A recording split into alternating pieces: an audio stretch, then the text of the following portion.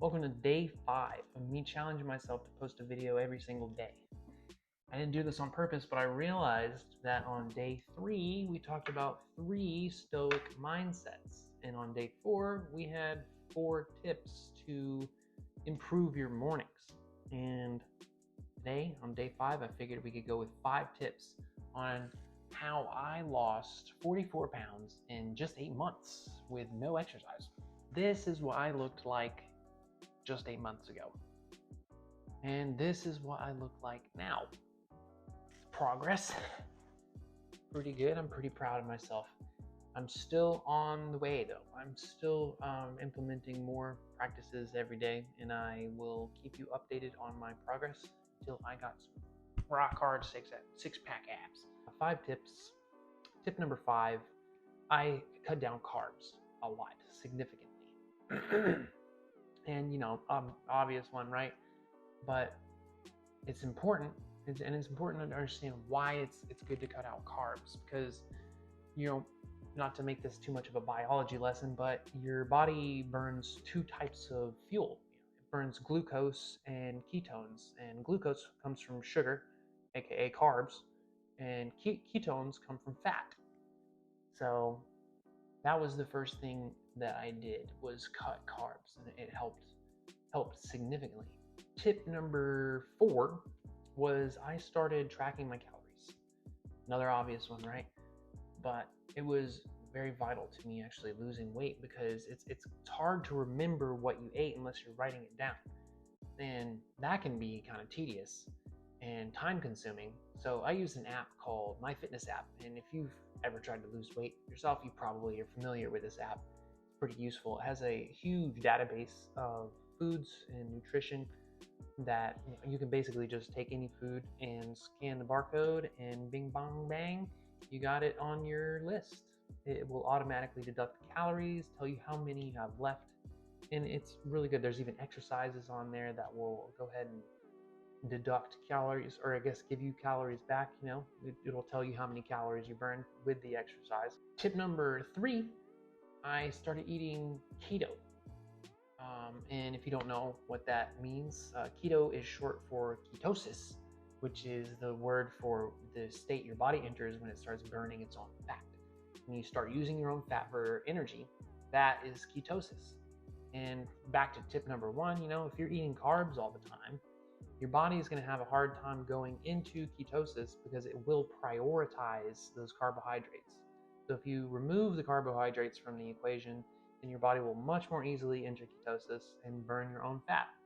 Tip number 2, and what I consider to be the second most important out of the 5, is stress management. Almost 5 years ago now, my daughter was born, and I was in college at the time, and needless to say, my stress levels were pretty high taking care of a kid and going to college. And once I graduated, she was about 1 year old when I graduated college, and I started taking care of her full time. And then about a year later, my son was born, and started taking care of him as well. And if you are a stay-at-home mom or dad, if you are a house spouse like I was, and still am somewhat, then it can be pretty stressful to take care of kids, especially young kids, with all the pooping and the screaming and the crying and bedtime and bath time, and it can be pretty rough. And I gained a lot of weight during that time, most likely because I was coping with all the stress by eating. Not a good coping strategy at all. But what I found was a breathing exercise that I still use on a pretty much almost daily basis. It's called the Wim Hof method. And if you haven't heard of that, I highly suggest you look it up, especially if you have trouble managing your stress. It takes 11 minutes, and afterwards you feel like $1 million. And to tip number 1, intermittent fasting. So fasting is huge, largely because of ketosis, right? Like, if you're eating all day, then your body is never going into ketosis. Or if it is, then it's for a very brief amount of time. by intermittent fasting, I was able to sustain long periods of ketosis. And the energy that you get from ketosis feels cleaner. It feels like a better energy than from carbohydrates, especially because that's like it's a big boost of energy and then it falls off. Ketones, when you're in ketosis, when you're burning your own fat, it's like much more, not as spike up in the beginning, but much more leveled out for a longer amount of time. So you feel energized for a longer time, even though you haven't eaten. And at first, it does not feel like that because your body is so used to eating all the carbohydrates. And when you cut that out, it takes a second for your body to adjust and enter ketosis easily. But once you get that going, it feels a lot better, actually. So at first, I started eating within an 8-hour window every day, whether that be 1, 2, or 3 meals, sometimes one, sometimes the other, and then fasting for the other 16 hours. Once I got used to that, I cut it down to 4 and 20, and I would eat maybe a meal and a half during that 4-hour period, and then fast for the rest of the day. And what I eventually landed on was one really big meal at the end of the day, not right before bedtime, but at the end of the day, one really big meal.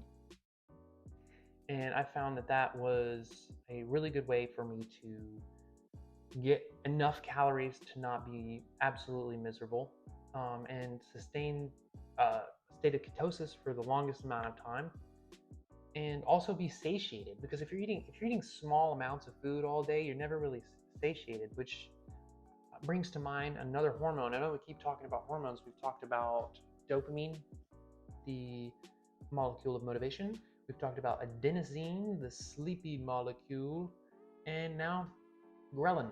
Ghrelin is the hunger molecule. When your ghrelin is elevated, then you are hungry. And what decreases your ghrelin? Obviously eating. So when you're satiated, your ghrelin goes way down. So if you're eating smaller meals throughout the day to try and cut calories, then your ghrelin is pretty much always high and you always feel hungry. Whereas if you're intermittent fasting, especially eating just one meal a day, then you're in a state of ketosis and you're kind of eating your own fat throughout the day, and your ghrelin isn't as high. You don't feel as hungry all the time. You feel okay. And then when you eat that big meal at the end of the day, you feel satiated, your ghrelin goes down, and you feel good. If you're in the same boat that I was, I saw that number 226 on the scale, and I was like, I need to do something about this. And so I did, and it took 8 months, yeah, but it was pretty fast. 44 pounds in 8 months is pretty good, I would say. If you listen to Jordan Peterson at all, he lost 50 pounds in 3 months by going on a strict carnivore diet. The man ate beef and salt and water only. That sounds really tough, but the man is a tough dude. So, more power to him.